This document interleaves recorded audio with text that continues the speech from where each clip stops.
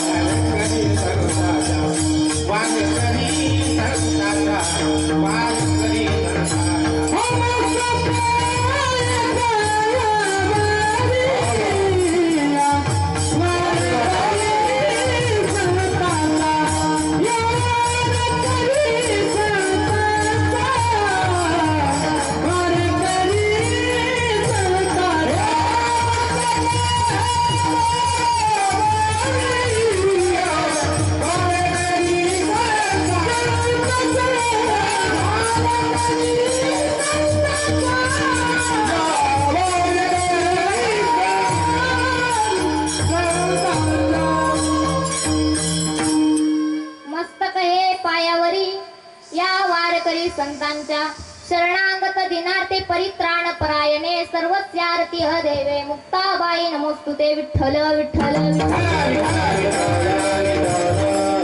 कीर्तनाची सुरुवात करण्यापूर्वी अल्पसा पर्याय द्यायचा तो म्हणजे आपल्या देवगाव गावामध्ये सालाबादाप्रमाणे चालत असलेला आपला अखंड हरिनाम सप्ताह वर्ष 35वा आणि पांडुरंग परमात्म्याच्या कृपेने श्री कृष्ण व श्री महंत महान साध्वी वैकुंठवासी तुळजाई पठाण व परमपूज्य गुरुवर्य भास्कर गिरीजी महाराज यांच्या कृपा आशीर्वादाने व सुश्री साध्वी महंत कृष्णानंद सरस्वतीजी यांच्या शुभ प्रेरणेने हरिभक्त पारायण हेमंत महाराज व श्री संतोष भाऊ यांच्या मार्गदर्शनाने आणि समस्त ग्रामस्थ मंडळ यांच्या सुद्धा मार्गदर्शनाने हा अखंड हरिनाम सप्ताह आयोजित केलेला आहे. आणि या सप्ताहामध्ये दुसऱ्या दिवसाची सेवा ही मज बामराकडे आलेली आहे. विठ्ठल विठ्ठल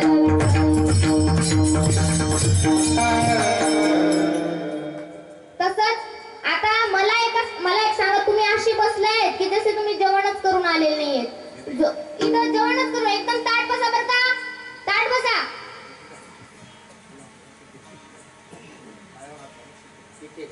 विठ्ठल विठ्ठल. आता शिक्षक जेव्हा विद्यार्थ्यांना प्रश्न विचारतात तेव्हा विद्यार्थी म्हणतात की मला प्रश्नाचं उत्तर द्यायचं नाही, असं म्हणतात का? नाही. विद्यार्थी म्हणतात की मला प्रश्नाचं उत्तर द्यायचं. काय करतात ते? प्रश्नाचं उत्तर देतात. मग आता मी तुम्हाला प्रश्न विचारे, त्याचे तुम्ही काय करायचंय? त्याचं उत्तर द्यायचंय.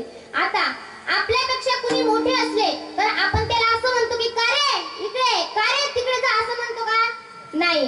तर आपण त्याला काय म्हणतो? का हो काका इकडे या, का हो दादा इकडे या, असं म्हणतो की नाही? मग इथं माझ्यापेक्षा सगळे मोठे आहेत, मग आता मी प्रत्येक जणाला तर काही ओळखत नाही, पण सगळ्या दादा काका बाबा असं काहीतरी म्हणेल. इथं छान साथ उत्कृष्ट असे साथ देणारे मृदुंगाचार्य आमचे हेमंत महाराज ना, हा आमचे इतकं सुंदर मृदुंग वाजतात, इतकं सुंदर. कारण ही कला शिकण्यासाठी ना हात शिकता वाजवता इतका घाम येतो आणि हाताचं रक्त निघायला लागतं. इतकी कठीण कला आहे.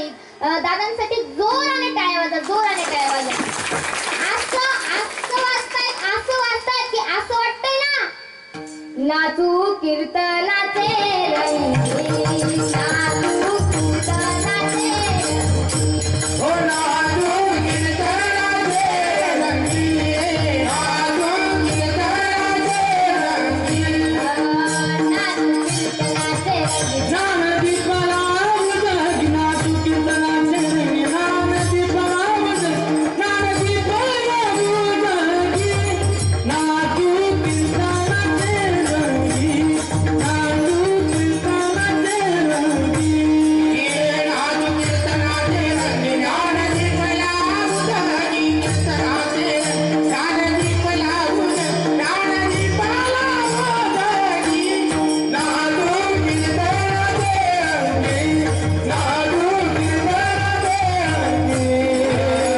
रंगी, नाचू कीर्तनाचे रंगी, ज्ञानदीप लावू जगी. असं वाटतं की नाचतच राहो, नाचता गला पितांबर, नाचता कीर्तनात मध्ये पांडुरंग परमात्म्याचा पितांबर गळून गेला. इतकं सुंदर अतिशय वाजतात. यांच्यासाठी जोरदार टाळ्या वाजवा, जोरदार. आता मला सांगा, आपण टाळी वाजवतो ना, मग काय अशीच वाजवतो का? त्याचं सुद्धा काहीतरी महत्व मी तुम्हाला सांगते. टाळी वाजवतो आपण, त्याचे दोन महत्व. पहिलं एक सायन्स वैज्ञानिक महत्व मी तुम्हाला सांगते आणि एक कविता सादर करते. तर पहिलं महत्व असं आहे की आपल्या शरीरातले जे मेन पॉइंट असतात ना, ते आपल्या हातामध्ये असतात. जेव्हा आपण विठ्ठल विठ्ठल विठ्ठल असं म्हणतो ना, तेव्हा एकमेकाला हाताला हात असे लागतात. आणि तेव्हा विठ्ठल विठ्ठल म्हटल्याच्या नंतर आपलं ब्लड सर्क्युलेशन हे चांगलं होतं, म्हणजे रक्त विसरण हे चांगलं होतं. हे पहिलं कारण झालं. आणि दुसरं कारण, भोजन की मजा थाली से. काय? भोजन की मजा थाली से, फूलों की मजा माला से, झगड़े की मजा गाली से और हरि कीर्तन की मजा ताली से. अशी स्थिती आहे. दादा खूप छान मृदुंग वाजतात. इकडं आमचे राम महाराज, दुसऱ्यांदा योग झाला आमचा भेटण्याचा. इतकं सुंदर हे असले की मला काही टेन्शन नसलं. हे आहे तर मला काही जीव घाबरायचं कारण इतकं सुंदर गायन करतात, इतकं सुंदर, असं वाटतं की ऐकतच राहो. इथं सुद्धा इतके छान गायन करतायत महाराज. आता प्रत्येकाचं नाव तर मला काही माहिती नाही, पण इतकं सुंदर गायन करताय. तर काही ठिकाणी एके ठिकाणी मी कीर्तनाला गेली बरं का, मी म्हटलं मोगरा फुलला मोगरा फुलला, तर त्यांना चाल लक्षात राहिली, पण ते काय म्हटले, मोकार फुगला मोकार फुगला.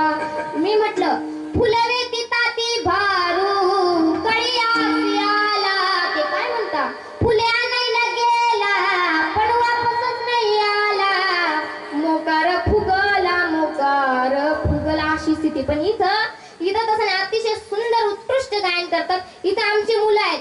असे संस्थेचं नाव काय महाराज? नादब्रह्म वर्णेश्वर सिद्धेश्वर. नादब्रह्म वर्णेश्वर सिद्धेश्वर ही वारकरी शिक्षण संस्था आहे. कारण असे जे मुलं आमच्या मुली आहेत, आदिशक्ती मुक्ताई व मुलींची वारकरी शिक्षण संस्था, असं जर शिकवायला टाकलं ना पोरांना, तर मुलं कधीच वाईट वळणाला जाणार नाही. कारण ही कला शिकण्यासाठी खूप मोठं झिजावं लागतं. हे गायन करणं, हे कीर्तन करणं, हे पखवाज वाजवणं, हे टाळ वाजवणं, हे काय सोपं असतं का? फुलं आणि गळ्यातले जी माळा असते ना, फुलांची माळा, त्यांचा संवाद चालू आहे.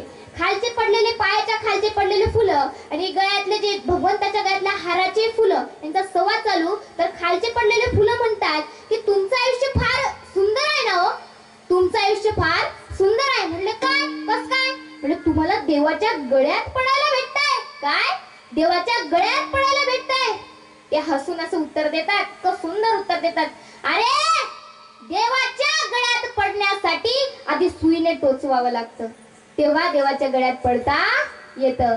अशी स्थिती आहे. तर भगवंत वारकरी संप्रदायात पळायचं असेल, अशी कला जर शिकायची असेल ना, तर काही ना काहीतरी जिजावं लागतं. म्हणून या संस्था आहेत. यांच्यासाठी जोरदार टाळ्या वाजवा, जोरदार. आता आमचे विनेकरी बाबा आहेत. विनेकरी बाबांचं एक ठिकाणी मी कीर्तनाला गेली, आमचे विनेकरी बाबा असेच उभे होते, छान उत्कृष्ट फेटा वगैरे बांधला होता, विना वगैरे होती. पण अर्ध कीर्तन झाल्याच्या नंतर त्यांना ते डायरेक्ट वारले. आणि वारल्याच्या नंतर म्हणजे त्यांचं आयुष्य इतकं सुंदर जीवन की कीर्तनात त्यांना मरण आलं, इतकं सुंदर. या ठिकाणी जर मरण आलं ना, तर त्याने समजा की माझं आयुष्य सफल झालं. तुकोबाराय म्हणतात, जर तुम्ही भगवंताचं भजन केलं नाही तर तुकोबाराय काय म्हणतात, सांगतो तुम्हासी बजारे विठ्ठला नाही तरी गेला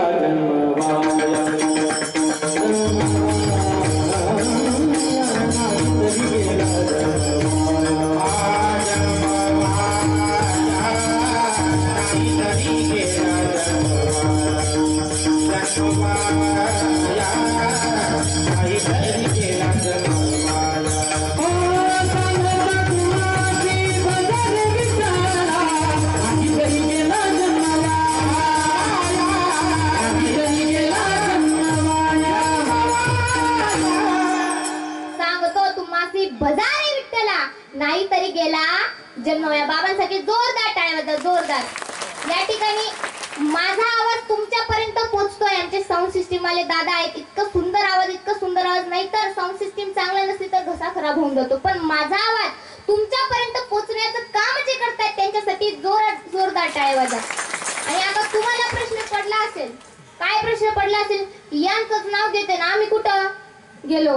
तुमची उपस्थिती फार गरजेची आहे. तुमची मुलगीच मला समजा. कारण ज्याला एक मुलगी असेल त्याने मला दुसरी मुलगी समजावं, ज्याला 2 मुली असेल त्याने मला तिसरी मुलगी समजावं, ज्याला 3 मुली असतील त्याने मला चौथी मुलगी समजावं, आणि ज्याला कोणीच नसेल त्याने मला दत्तक घेऊन घ्यावं. विठ्ठल विठ्ठल विठ्ठल. तुमची उपस्थिती फार गरजेची आहे. विठ्ठल विठ्ठल विठ्ठल. रामकृष्ण नामे दोन्ही साजिरी, हृदय मंदिरी स्मराकारे. आपुले आपण करा सोडवण, संसार बंधन तोडावे की. अभंग संत ज्ञानेश्वर महाराजांचा असून अभंगातील प्रतिपाद्य विषय असा आहे. या अभंगामध्ये ज्ञानेश्वर महाराज आपल्याला सांगतात की राम आणि कृष्ण हे 2 नाम साजिरी आहे. का आहे ते आपण स्मरण करावं.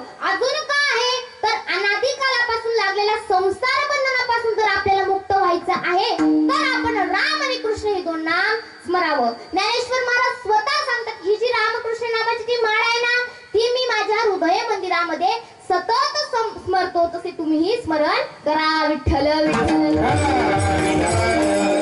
मग आता अभंग कुणाचा आहे? ज्ञानेश्वर महाराजांचा. या अभंगामध्ये ज्ञानेश्वर महाराज कोण होते? योगी होते. बरं, ह्या अभंगामध्ये सगळ्यात मोठा प्रश्न असा पडतो की ज्ञानेश्वर महाराज खरंच योगी होते का? आता ज्ञानेश्वर महाराज स्वतः सांगतात की आम्ही अनादी कालापासून लागलेला संसार नाथ संप्रदायाचे आहोत. आम्ही एवं गुरुद्रुमे लादले समाधी धनजे, आपले समाधी स्थानापर्यंत म्हणजे अष्टांग योगादी साधने प्राप्त करून आम्ही समाधी स्थानापर्यंत पोहोचलो. हे आमचे गुरूंनी दिलेले ज्ञान आहे, हे आमच्या परंपरेने प्राप्त झालेले ज्ञान आहे. तर ज्ञानेश्वर महाराज हे योगी आहेत. बघितलं तर ते नाथ संप्रदायातील आहेत. ते स्वतः सांगतात की आदिनाथ गुरु सकळ सिद्धांचा मच्छिंद तयाचा मुख्य शिष्य. भगवंत परमात्म्यांनी जे ज्ञान दिलं ते मच्छाच्या पोटात भगवान विष्णू परमात्म्यांनी म्हणजे मच्छिंद्रनाथांनी ते ज्ञान ऐकलं.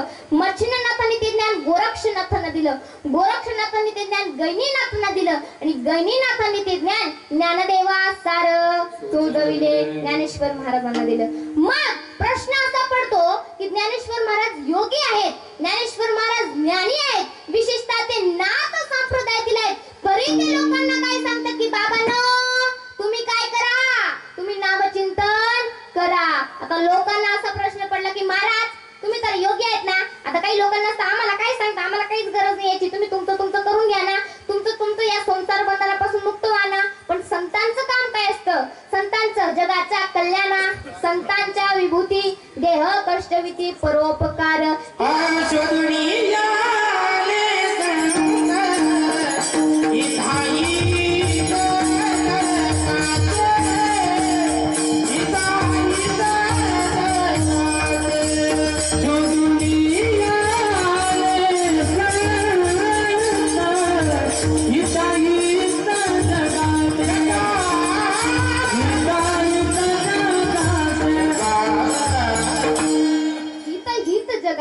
अरे संत काय सांगतात? आपल्या हिताचं सांगतात. कोणते संत की ते देवाजवळ काय मागतात? भक्ती प्रेमा विना ज्ञान नको देवा, भक्ती प्रेमा विना ज्ञान नको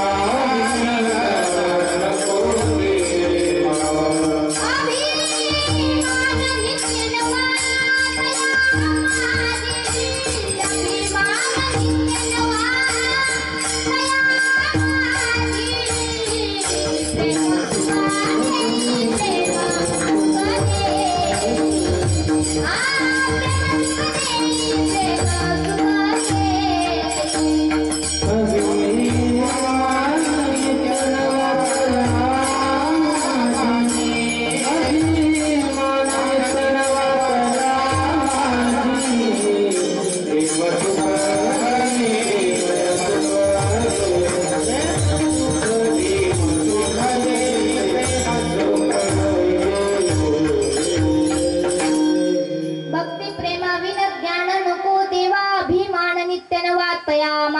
देवा मला तुझ्या भक्तीशिवाय तुझ्या प्रेमाशिवाय काहीच नको देऊ असे म्हणणारे संत असतात आणि ते आपल्याला मार्ग दाखवतात. अधिकार तैसा डावीला मार्ग चालत आहे मग कळू येते. त्या संतांना अधिकार आहे. नाही तर काही जण बोलतात त्यांना अधिकार नसतो आणि काही नसतो, नुसते बोलतात माणसाने ना व्यसन करू नये, माणसाने ना बिडी पिऊ नये. याची बिडी फुकता फुकता फुकता शेवटपर्यंत आली तरी त्याने फेकायला तयार नाही. तो लोकांना सांगतो माणसाने ना बिडी फुकू नये, व्यसन करू नये अशी स्थिती असते. पण संतांचं तसं नाही. संतांना अधिकार असतो आणि अधिकाराने ती मार्ग आपल्याला सांगत असतात. विठ्ठल विठ्ठल. मग आता ज्ञानेश्वर महाराज पहिलं काय झालं? ज्ञानेश्वर महाराज हे योगी आहेत, नाथ संप्रदायातील आहेत, तिसरं ज्ञानी आहेत. आणि आता ज्ञानेश्वर महाराजांना कशाचं ज्ञान होतं? जपाचं ज्ञान होतं, तपाचं ज्ञान होतं, व्रत वैकल्याचं ज्ञान होतं, दानाचं ज्ञान होतं, भक्तीचं ज्ञान होतं, जनाचं ज्ञान होतं, किंबहुना वैज्ञानिक आणि प्रापंचिक सुद्धा ज्ञान होतं. ज्ञानेश्वर महाराज इतके ज्ञान होते तुकोबाराय म्हणतात की ज्ञानदेव वैष्णव मोठा, विठ्ठल नामे मुक्त पेठा, किंवा वैष्णव जन तो तेने काही जे पीड पराही जाणे देणे. त्यांना वैष्णव म्हणावं. ते दुसऱ्यांचं दुःख जाणतात आणि ते दुःख दूरही करतात. ज्ञानेश्वर महाराज वैष्णव तर आहेत, पण कोणते वैष्णव? अग्रगण्य वैष्णव. ते वैष्णव जे पायात टोचलेला काटा जसा पायापुरता राहते तो पूर्ण शरीराला वेदनाक्षम ठरतो, तसे जगात कुणालाही दुःख झाले तर ते मला झाले असं समजतात. मग ज्ञानेश्वर महाराज कोण आहेत? अजून वैष्णव आहेत, ज्ञानी आहेत. मग आता लोक म्हणतात की महाराज तुमच्याकडे सगळं असेल ना, पण आम्हाला जे आमच्या डोक्यात बसेल ते तुम्हाला सत्य तुम्ही आम्हाला सांगा ना, नाहीतर आमच्या डोक्यात हे काहीच बसणार नाही. काय डोक्याच्या वर जात असतील इथं सुद्धा लोक. त्या लोकांना ज्ञानेश्वर महाराजांच्या पुढे बसलेले होते ते म्हणाले की आमच्या डोक्यातून हे जाते, आम्हाला काही एक लक्षात येत नाही. मग आमचं काहीतरी कामाचं तुम्ही सांगा ना, आमचं काहीतरी कामाचं सांगा ना. मग नंतर ज्ञानेश्वर महाराज म्हणतात की तुम्ही काय करा, ज्ञानेश्वरी वाचा. तुम्ही त्याच्यात अज्ञानही आहे, ज्ञानही आहे, प्रपंचही आहे आणि विज्ञानही आहे. मग ज्ञानेश्वर महाराजांनी एक गंमत सांगितली, तुम्हाला सांगते. गंमत सांगितली बरं. आता हे नक्की लक्षात ठेवा बरं, मी सांगते. पहिलं, ज्याला देव कळाला ते ज्ञान. नीट आहे का? ज्याला देव कळाला ते ज्ञान. ज्यांना प्रपंच चांगला करता आला ते विज्ञान. आणि ज्यांना काहीच करता आलं नाही ते अज्ञान. काय? परत एकदा बोलते. ज्यांना देव कळाला ते ज्ञान, ज्यांना प्रपंच चांगला करता आला ते विज्ञान, आणि ज्यांना काहीच करता आलं नाही ते अज्ञान. अज्ञान लोक कसे? येडे लोक, त्यांना काहीच समजत नाही. त्याचं उदाहरण मी तुम्हाला सांगते. भजन करा विठ्ठल विठ्ठल. सत्यनारायण पूजेनिमित्त एका महाराजांचं कीर्तन ठेवलं गेलं. काय? सत्यनारायण पूजेनिमित्त एका महाराजांचं कीर्तन ठेवलं गेलं. पण महाराज आले पण ब्राह्मणच आला नाही. आता लोक विचार करतात की मंत्र कोण म्हणेल, मंत्र कोण म्हणेल, मंत्र कोण म्हणेल. आता महाराजांना विचारते, महाराज म्हणले काय? म्हणजे तुम्हाला सत्यनारायण पूजेचे जरा काही मंत्र म्हणता येतात का? महाराज म्हणतात येतात, पण थोडेफार येतात. काय? थोडेफार येतात. म्हणले इतकं विनवण्या करतात, घ्या ना महाराज ऍडजस्ट करून, घ्या ना महाराज ऍडजस्ट करून. म्हणले ठीक आहे. कसे बसे महाराज बसतात. महाराज बसतात, नवरदेव नवरी पाटावर बसतात. नवरदेव नवरी पाटावर बसल्याच्या नंतर महाराज मंत्र म्हणायला सुरुवात करतात. महाराज मंत्र म्हणता म्हणता महाराज म्हणतात की डोळ्याला पाणी लावा. त्यांच्या डोळ्याला पाणी लावायचं सोडून महाराजांच्या डोळ्याला पाणी लावताय. आणि माझ्या नाही, तुमच्या डोळ्याला पाणी लावा. म्हणजे घ्या ना महाराज ऍडजस्ट करून. तेही ऍडजस्ट करून घेतात. परत महाराज मंत्र म्हणता म्हणता म्हणतात की हाताला हात धरा. त्याने तिचा हात धरायचा सोडून महाराजांचा हात धरतोय. आणि माझा नाही, तिचा हात धर. म्हणजे घ्या ना महाराज ऍडजस्ट करून. अशी स्थिती राहते. हे येडे लोक असतात. हे लग्नाचं तर विचारायचंच नाही. नवरदेव नवरींचं इकडे लग्न लागतं. कसं लागतं? स्वस्ती श्री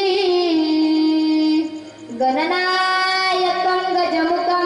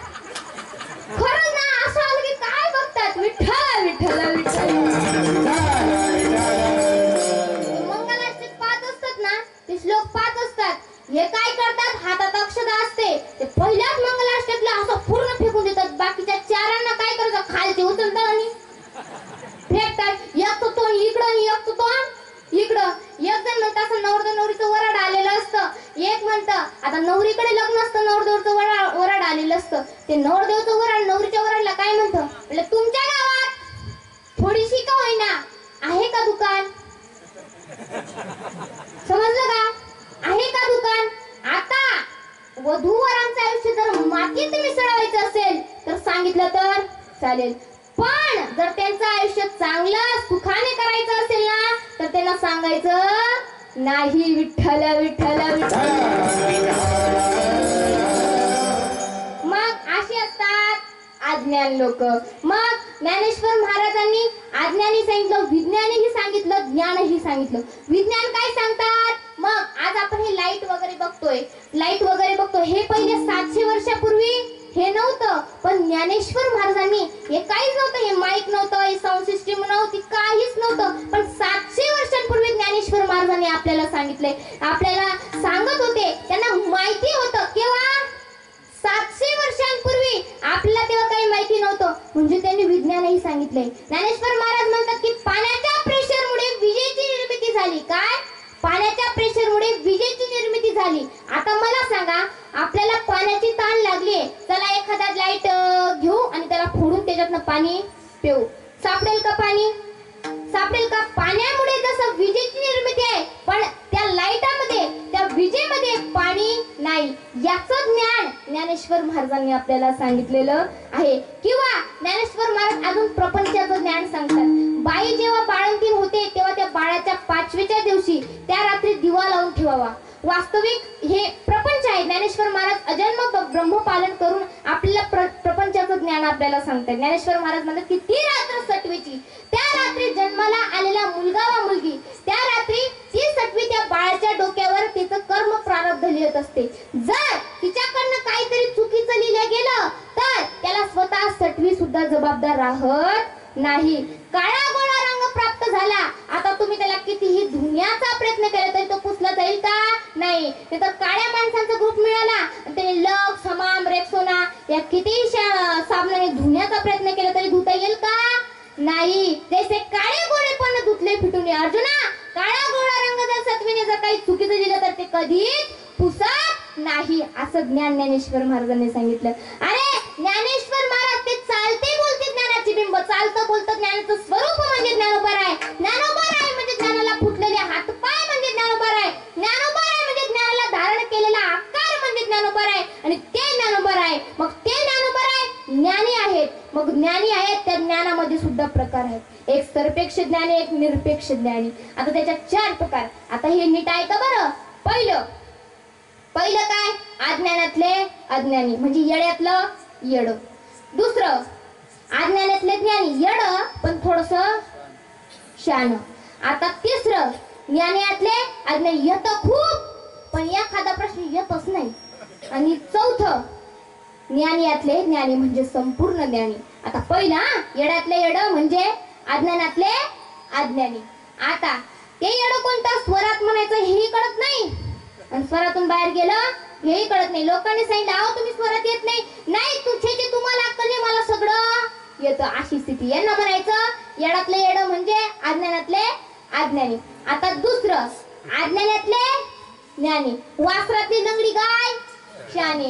त्याला एवढंच नाही तर लोकांसमोर सांगितलं मला काय येतं. सासूबाई जावायचं वर्णन करते, माझा जावाई ना रेडिओ वाजवितो. तो काय पखवाज आहे का वाजवायला? रेडिओ वाजवतो म्हणे.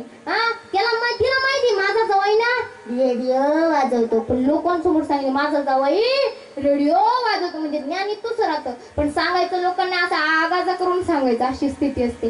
तिसरं तर काय? तर ज्ञानातले अज्ञानी ते कोण? चांगदेव महाराज. 14 विद्या 64 कला हस्तगत करून 1400 वर्ष काला मेळ न लागू देणार ते चांगदेव महाराज. आणि जेव्हा पत्र लिहिण्याची वेळ आली ना तेव्हा त्यांना काहीच लिहिता आलं नाही. मुक्ताबाई चिडून म्हणतात की एवढा वर्ष जगला, एवढं ज्ञान आणि साधा पत्र लिहिता आलं नाही. ज्ञानोबराय चिडून म्हणतात अगं मुक्ता असं बोलायचं नाही. कोरा कागद पुन्हा उपयोगी पडतो पण तो त्याच्यावर काही चुकीचं लिहिलं गेलं तर उपयोगी पडेल का? नाही. पण मग ज्ञानेश्वर मग चांगदेव महाराज आता लोक तरी म्हणतात काय येतं त्या चांगदेव महाराजांना? एवढे 1400 वर्ष जगला आणि एवढं ज्ञान असून आणि त्याला साधा पत्र लिहिता येत नाही. आपल्याला 50 वेळा हरिपाठ म्हणलं तर आपल्याला हरिपाठ येत नाही. योग याग विधी येणे नोय सिद्धी. इथं वयाची उपाधी दम्म धर्म म्हणायची ऐवजी कर सिद्धना लावलं की गेला हरिपाठ पुढं. तीर्थव्रताने मग भावे विनसिद्धी. इथं वयाची उपाधी कर सिद्धना लावायची ऐवजी दम्म धर्म लावलं की गेला हरिपाठ माग. म्हणजे आपल्याला कळायचे नाही आपण चांगदेव महाराजांना बोलतो. हे तर काय नाही, लोक बोलतात तर बोलतात आणि ते काही बोलतात पण विचार हे वेगळाच करतात. त्याचं मी तुम्हाला एक वर्णन सांगते, एक दृष्टांत सांगते. तर तुम्ही भजन करा विठ्ठल विठ्ठल.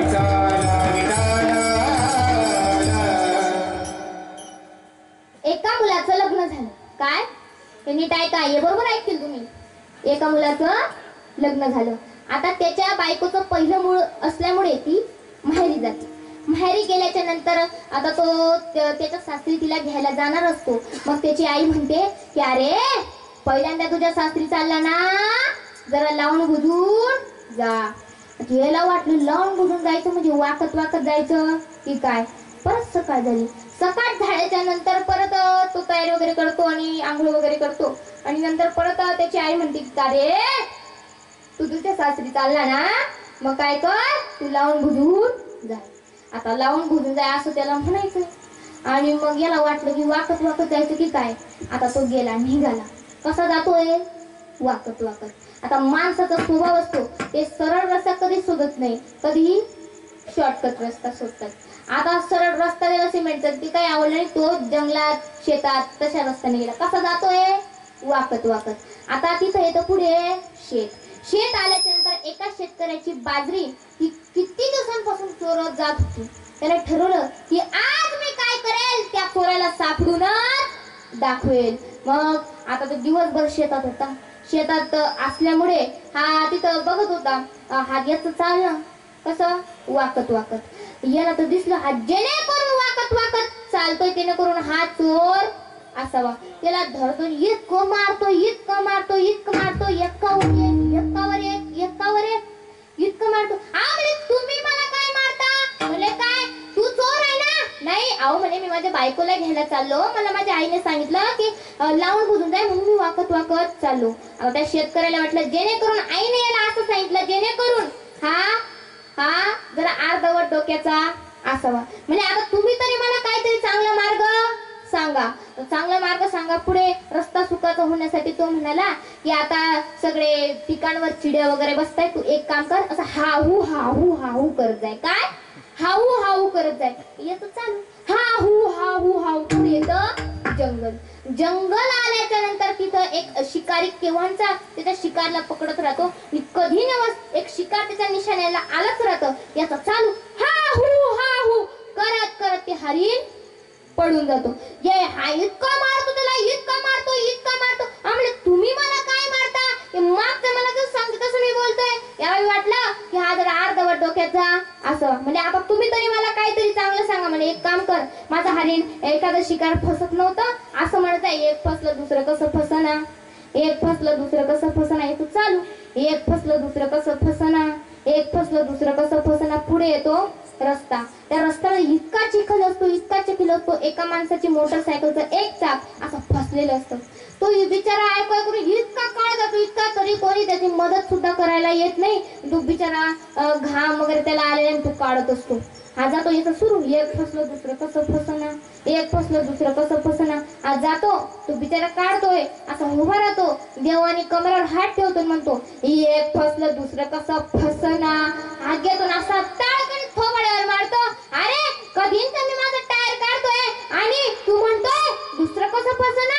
अहो म्हणले ते मागचे सांगतात तसं मी बोलतोय. आणि एक काम कर, तू आता असं म्हणत जाय, एक निघलं दुसरं कसं निघना, एक निघलं दुसरं कसं निघना. पुढे एक गाव येतं. गावात एक चांगला मनुष्य, सगळ्यांचा मदत करणारा मनुष्य तो वारलेला असतो. असं रस्त्याने त्याचं घर लागतं. सगळे रडत असतात, त्याची बायको रडत असते. ती म्हणते की आता का निघाले, असं तसं रडत असते.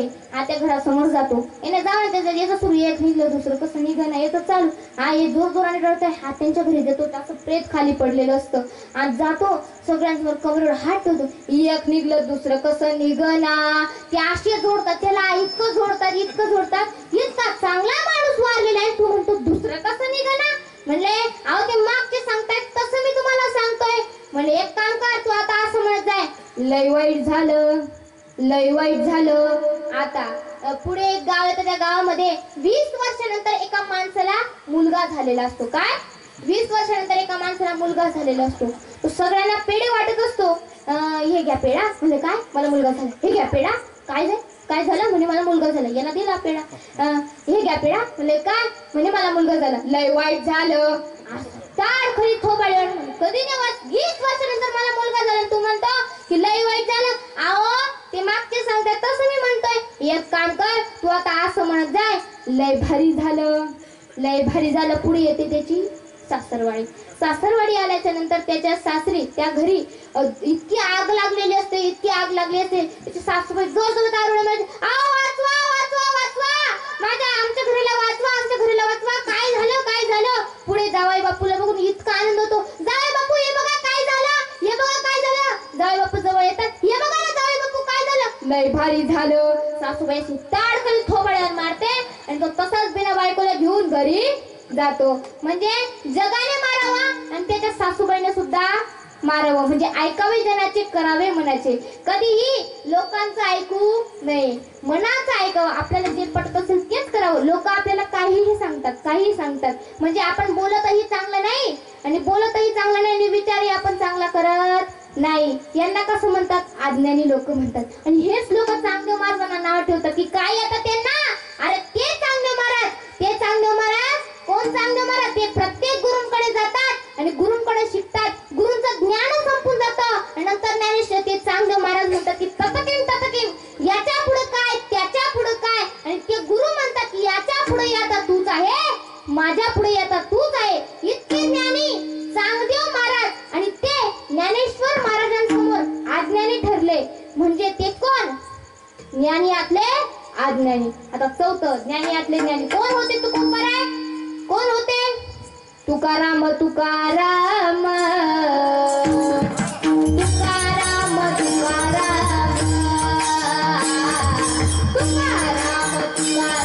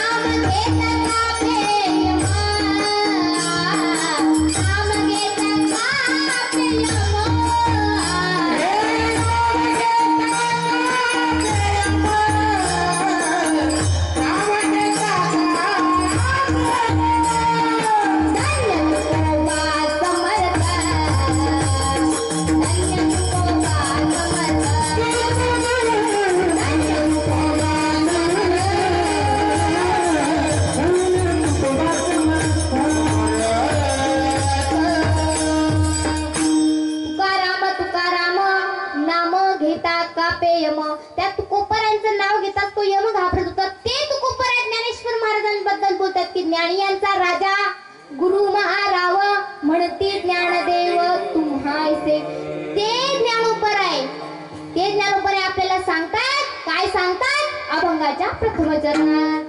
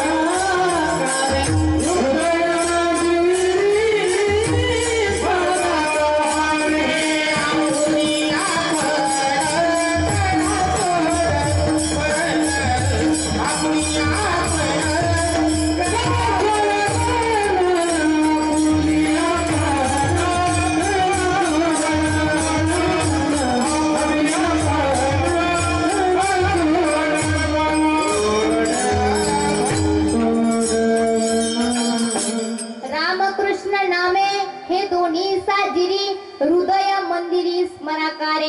ज्ञानेश्वर महाराज राम आणि कृष्ण याचं महत्व सांगतात.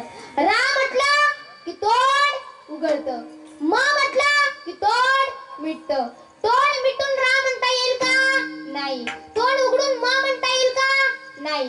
राम म्हटलं की तोंड उघडतं म्हणजे आपल्या शरीरातले अज्ञात पातकांचा समूह बाहेर पडतो. म म्हटलं की तोंड मिटतं, पुन्हा तो समूह मध्ये येऊ नये याकरता राम हे नाम आहे. राम म्हणजे पापाची निवृत्ती, कृष्ण म्हणजे मनाचं आकर्षण. आता तुम्ही इथं बसले, कुणी मुंबई फिरून येईल, कुणी घरी फिरून येईल. मायो मला झोप लागते आहे अशी स्थिती होती. एके ठिकाणी मी कीर्तनाला गेले, त्याच्यानंतर कीर्तन झालं. एक आजी माझ्याकडे आली. आजी आली ती म्हणली की दीदी इतका इतकं सुंदर कीर्तन झालं, इतकं सुंदर कीर्तन झालं. म्हणले हो का आजी, तुमचं कीर्तन लक्षात होतं का? म्हणले दीदी इतकं सुंदर कीर्तन झालं, इतकं सुंदर कीर्तन झालं, पण दीदी मला समजलंच नाही.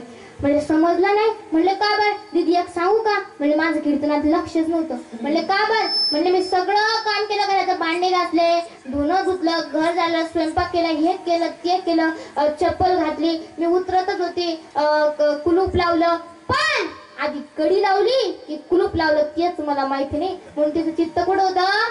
घरी होतं. मग हे कृष्ण हे नाम काय करतं?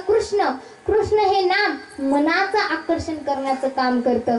मनाचं अर्जुनाचे केस श्री कृष्ण कृष्ण म्हणत होते, कृष्ण कृष्ण. मीराबाई भगवंताचं इतकं नाम गात होती, इतकं नाम गात होती, काय म्हणत होती? मैं तो सुध बुध कोई तेरे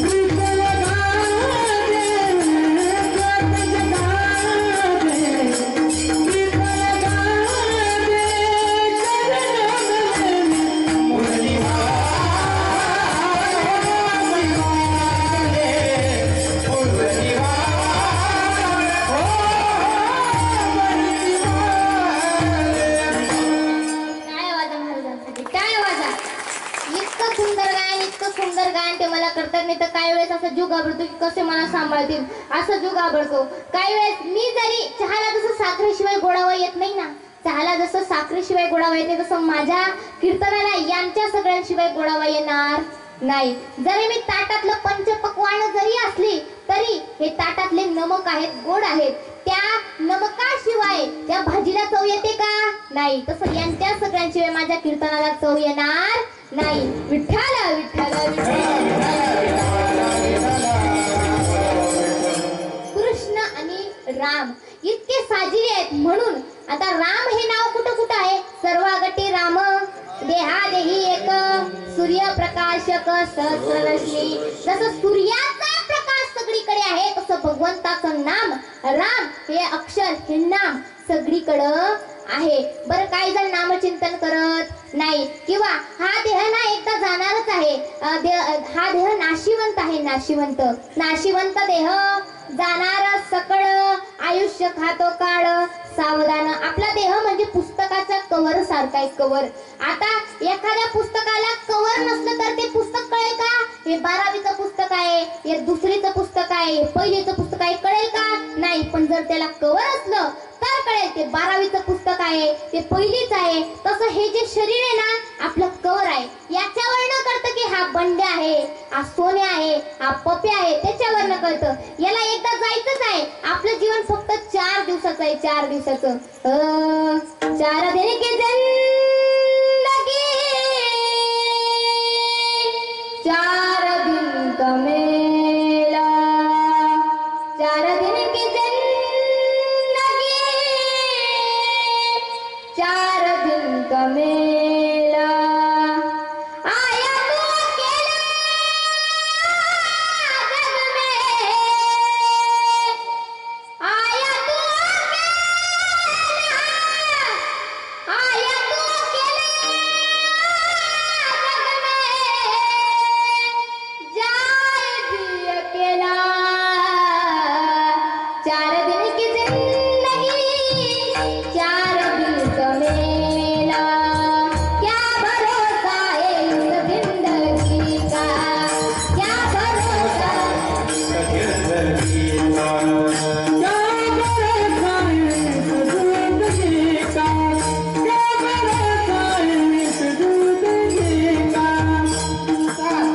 देती नहीं साथ, देती नहीं साथ, देती नहीं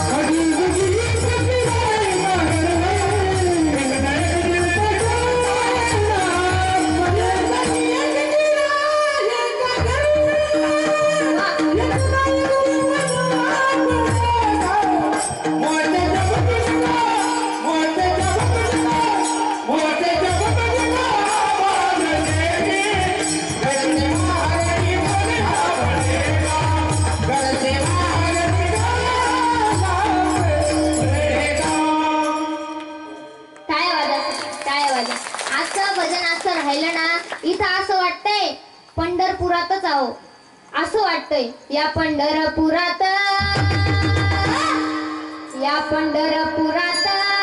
काय वाजत गाजत काय काय वाजत गाजत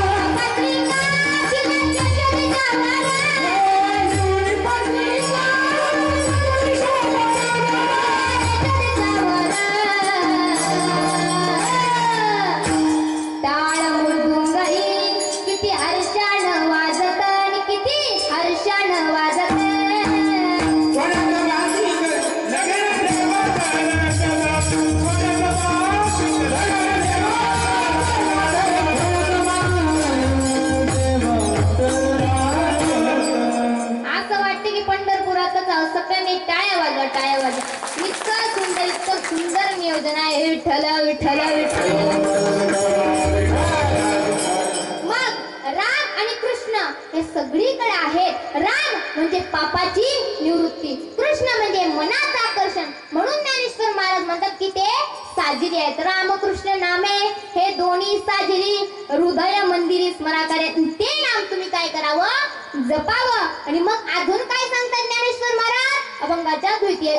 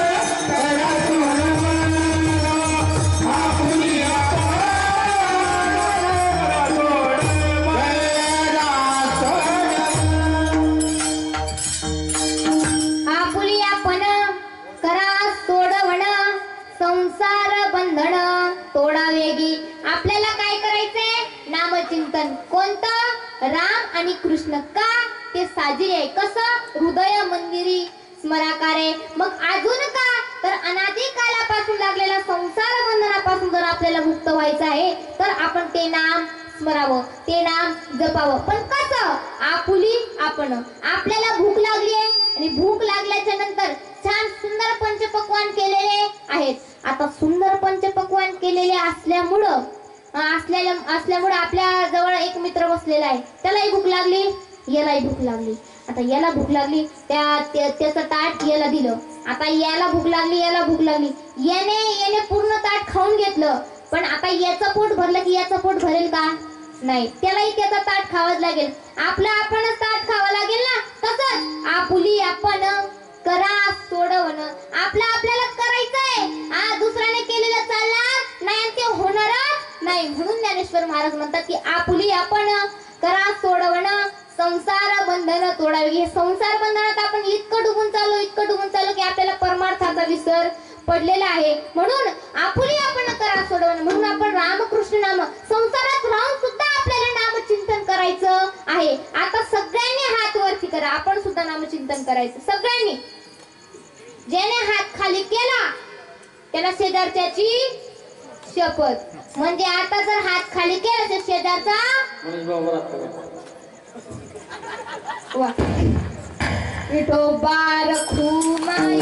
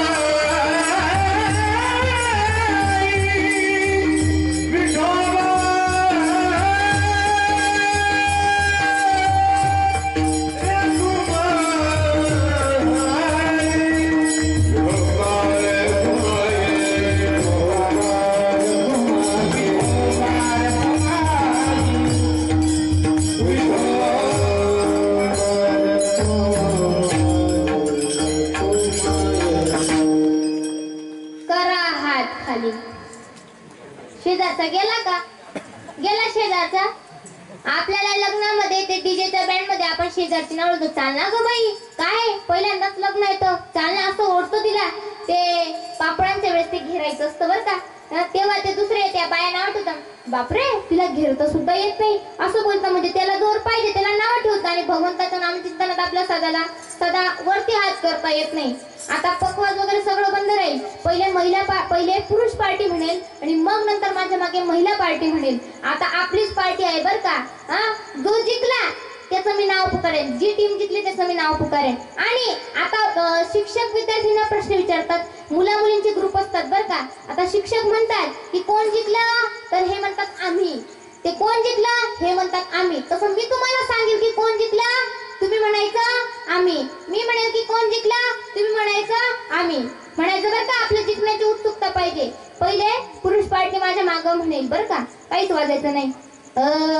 श्रीराम जय राम जय जय राम, श्रीराम जय राम जय जय राम,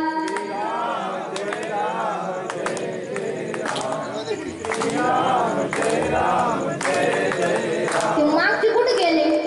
त्यांनी खाल्लं पिल्लं नाही का? खाल्लं पिल्लं नाही.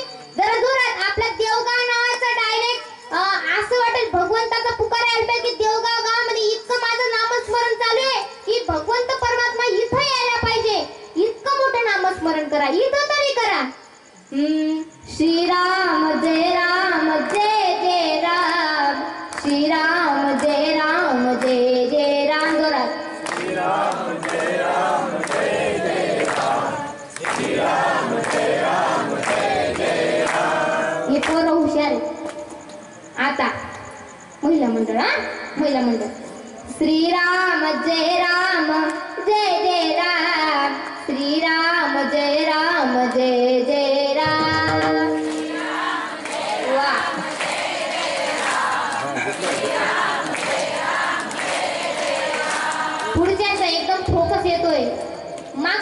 गेल्या मागच्यांचा, नाहीतर भांडणामध्ये मी होती म्हणून झालं.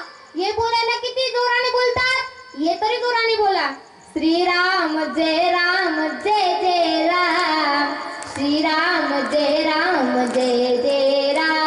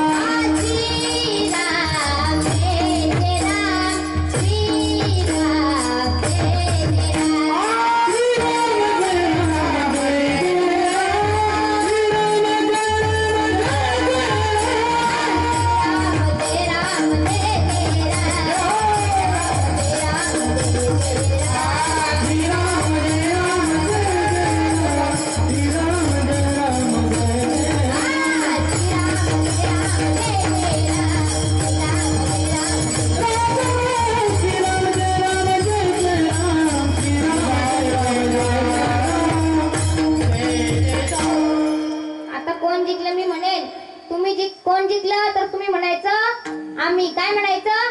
तुमचा आवाज निघत नव्हता तर आम्ही तरी निघायला पाहिजे. कोण जिंक, उत्सुकता पाहिजे जिंकण्याची. हा, मी म्हणेल कोण जिंकलं, तुम्ही म्हणायचं आम्ही. हा, बघू कोण जिंकतं. कोण जिंकलं? तुम्ही नाही, पहिले हे कोण जिंकलं.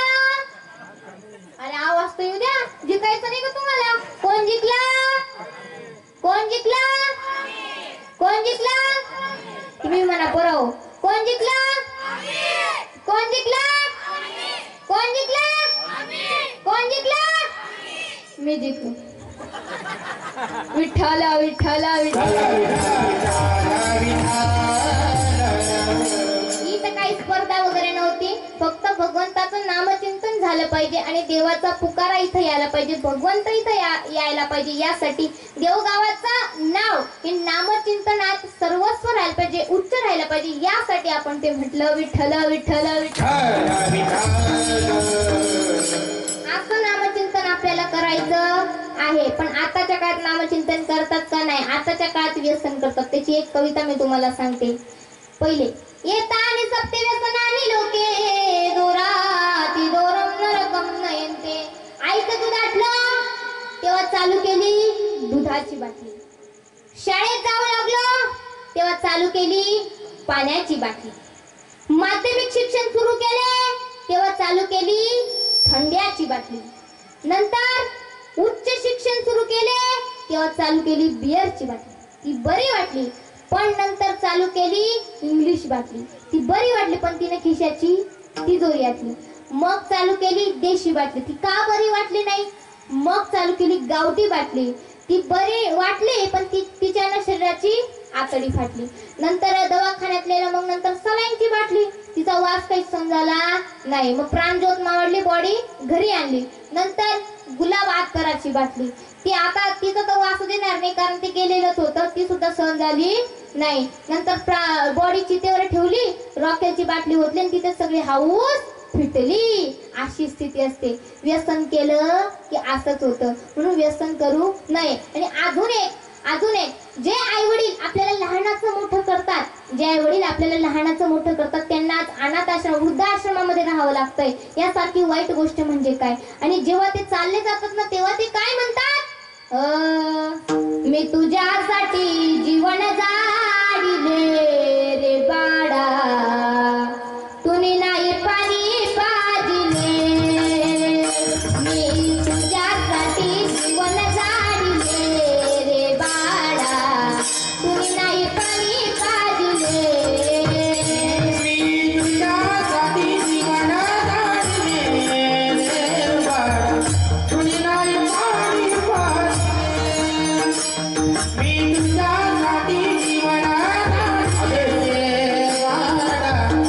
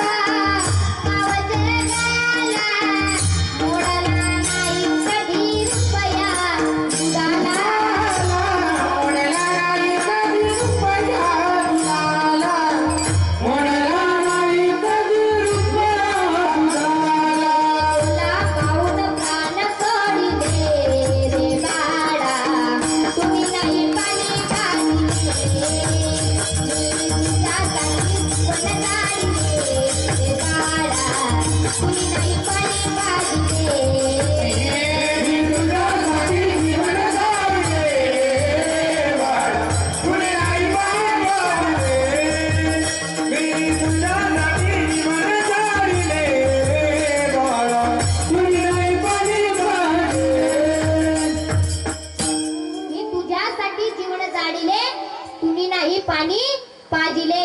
आणि नंतर मेल्यानंतर आपण किती ते पितर खाऊ घातले, काही घातलं तरी काही फायदा राहत नाही. एके ठिकाणी कबीर स्वामी म्हणतात, कबीर महाराज म्हणतात, कभी प्यासे को पाणी पिलाया नहीं, बादाम मिर्च पिलाने से क्या फायदा. नंतर आपण गेल्यानंतर किती पितर वगैरे केलं, अमृत जरी दिलं तरी काही फायदा आहे का? काहीच फायदा नाही. एक तर आपल्या जीवनामध्ये चांगला मित्र असेल आणि तोच आपल्या सोबत असतो. दुसरे म्हणजे तर ते आपले आई वडील. मित्र कोण असतो तो मी तुम्हाला सांगते. वाट चुकणार नाही जीवनभर तुझी, वाट चुकणार नाही जीवनभर तुझी. एक तू मित्र कळ्यारच्या सारखा, मित्र वनव्यामध्ये गारव्या सारखा, दुकाळवायला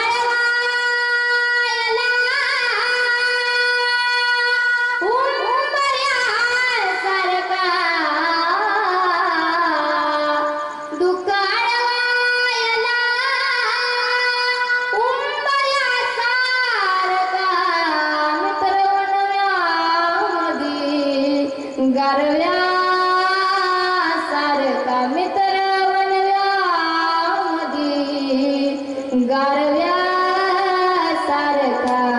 म्हणून अशा पद्धतीने तुम्ही वाईट कामं तुम्ही करू नका. आपल्याला साथ म्हणजे एक आपला मित्र आणि आपले आई वडीलच देतात. मग ज्ञानेश्वर महाराज म्हणतात तुम्ही वाईट कामं करू नका. तुम्ही काय करा, तुम्ही नामचिंतन करा, भक्ती करा. कोणतं नामस्मरण? रामकृष्ण. ते साजिर आहे. कसं? अनादिकालापासून लागलेला संसार बंधनापासून जर मुक्त व्हायचं आहे तर म्हणून नामचिंतन करा. आणि शेवट ज्ञानेश्वर महाराज म्हणतात की ही जी रामकृष्ण नामाची माळा आहे ती मी माझ्या हृदया मंदिरामध्ये स्मरतो, तसे तुम्ही स्मरण करा. अभंगाच्या शेवटच्या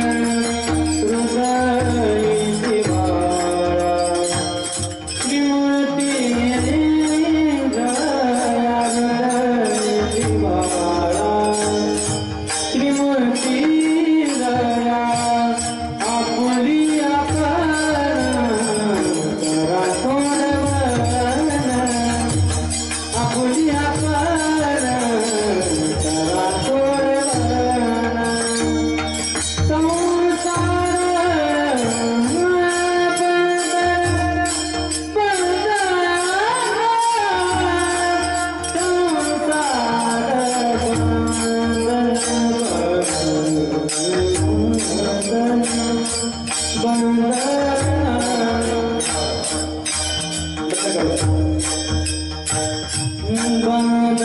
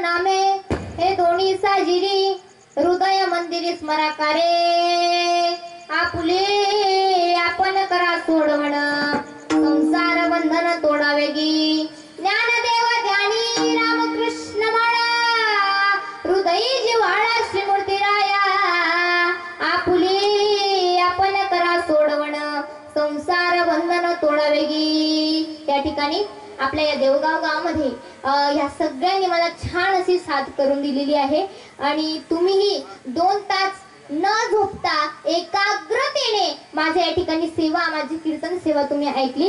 नाहीतर काही लोक असतात, काही लोक बघतात, काही लोक बोलतात काय बोलतात कीर्तन करणं सोपं आहे, हे पखवाज वाजवणं हे गायन करणं हे सोपं आहे, काय असतं ढमढम ढमढम वाजायचं, इथं काही बोलायचं, इथे काही गायचं, इकडं याला स्वर लागतो, याला ताल लागतो आणि याला वक्तृत्व लागतं, अशी स्थिती आहे। अरे हे कीर्तन करता गायन करता माणूस आजारी पडून जातो। आमच्या ताई आहेत हरिभक्त पारायण सुनीत ताई, त्या सुद्धा कीर्तन करता करता इतके आजारी आहेत, आता डोक्यात ताप चालला गेला, इतके आजारी, पण शेवट कीर्तन असतं करावं लागतं, इतके आजारी आहेत, पण त्यांनी जे मला ज्ञान दिलंय ना ते ज्ञान मी तुमच्या समोर मांडलेलं आहे आणि काही चुकलेलं असेल तर ते माझ्या बुद्धीचा परिणाम समजा, काही चांगलं असेल तर ते तुमच्या आचरणात घ्या। आणि आमच्या आजी इथं बसलेल्या आहेत, आता नाव तर मी त्यांचं घेतलं तर माझं मोठे म्हणजे मी चुकीचे समजेल, पण मी आजींना पाहून असं समजते की त्या माझ्याच आजी आहे, कारण त्यांना पाहिल्यावर असं वाटलं की मला माझी आजी वारली आणि त्यांना पाहून मला असं वाटलं, त्यांनी विचारलं की ताई अभंग काय, मग मी सांगितलं की रामकृष्ण नाम आहे, तर आजींना इतका आनंद झाला, आजींसाठी जोरदार टाळ्या वाजवा, जोरदार। आणि सगळ्यात महत्वाचं तुम्ही सुद्धा छान माझं कीर्तन ऐकून घेतलं। अजून आमच्या संस्थेचे किंवा माझे नवनवीन व्हिडिओ जर तुम्हाला बघायचे असतील तर आदिशक्ती मुक्ताई वारकरी शिक्षण संस्था यूट्यूबला सर्च करा, इंस्टाग्रामवर सर्च करा, नक्की येईल। आणि माझे व्हिडिओ जर तुम्हाला बघायचे असतील हरिभक्त पारायण ह बप मराठीतून टाका, डायल करा की ह बप ऋतुजाताई कोठलीकर असं टाकलं तर यूट्यूब मध्ये सुद्धा येईल आणि इंस्टाग्राम मध्ये सुद्धा येईल, आमच्या संस्थेचे सुद्धा व्हिडिओ तुम्हाला येतील। आणि एवढं बोलून मी माझ्या कीर्तनाला पूर्णविराम देते। ज्ञानेश्वर